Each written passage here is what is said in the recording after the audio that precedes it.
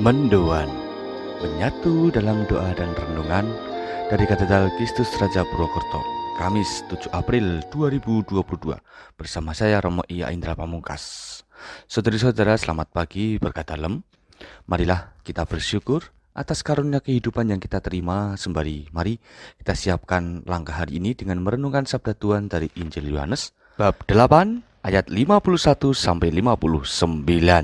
Dalam nama Bapa dan Putra dan Roh Kudus. Amin. Tuhan bersamamu dan bersama rohmu. Inilah Injil suci menurut Yohanes. Dimuliakanlah Tuhan. Sekali peristiwa Yesus berkata kepada orang-orang Yahudi, "Aku berkata kepadamu, sungguh barang siapa menuruti firman-Ku, ia tidak akan mengalami maut sampai selama-lamanya." Kata orang-orang Yahudi kepada Yesus, "Sekarang kami tahu bahwa engkau kerasukan setan. Sebab Abraham telah mati dan demikian juga para nabi. Namun engkau berkata, barang siapa menuruti firman-Ku, ia tidak akan mengalami maut sampai selama-lamanya. Adakah engkau lebih besar daripada bapa kita Abraham yang telah mati? Nabi-nabi pun telah mati. Dengan siapakah engkau samakan dirimu?" Jawab Yesus, "Jikalau aku memuliakan diriku sendiri, maka kemuliaanku itu sedikit pun tidak ada artinya. Bapakulah yang memuliakan aku. Tentang dia kamu berkata, dia adalah Allah kami, padahal kamu tidak mengenal dia. Sebaliknya, aku mengenal dia. Dan jika aku berkata, aku tidak mengenal dia, maka aku adalah pendusta sama seperti kamu. Tetapi aku mengenal dia dan aku menuruti firman-Nya. Abraham bapamu bersukacita bahwa ia akan melihat hariku. Ia telah melihatnya dan ia bersukacita." Maka kata orang-orang Yahudi itu kepada Yesus, "Umurmu belum sampai 50 tahun dan engkau telah melihat Abraham?" Kata Yesus kepada mereka, "Aku berkata kepadamu, sesungguhnya sebelum Abraham jadi, aku ada." Lalu mereka pun mengambil batu untuk melempari dia, tetapi Yesus menghilang dan meninggalkan bait Allah. Demikianlah sabda Tuhan. Terpujilah Kristus. Mengenal Yesus memerlukan usaha terus-menerus dalam keterbukaan hati. Hingga pada akhirnya Yesus akan menjadi Tuhan yang menguasai hidup seseorang.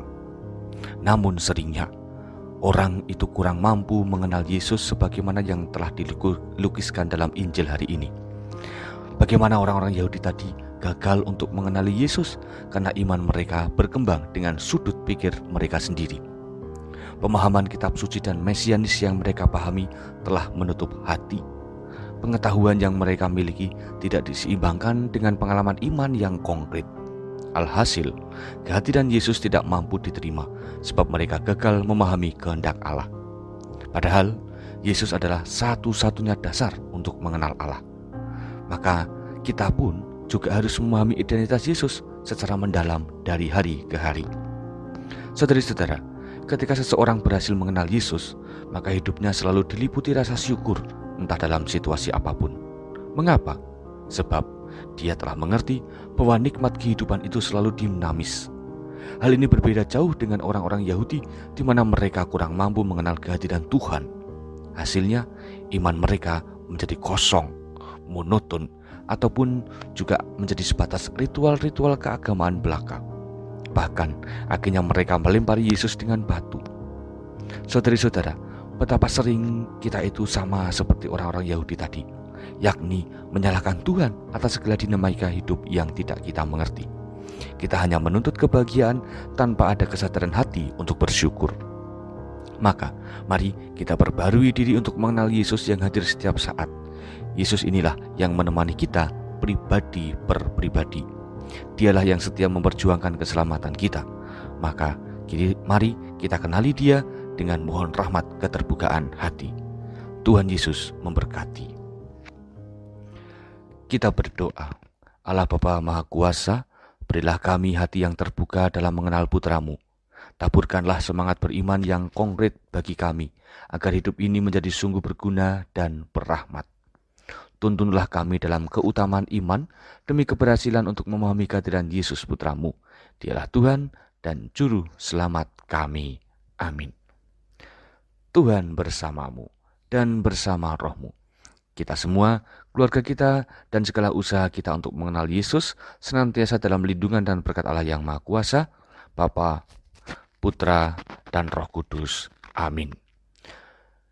Saudari-saudara, selamat beraktivitas. Tuhan memberkati. Salam mendoan.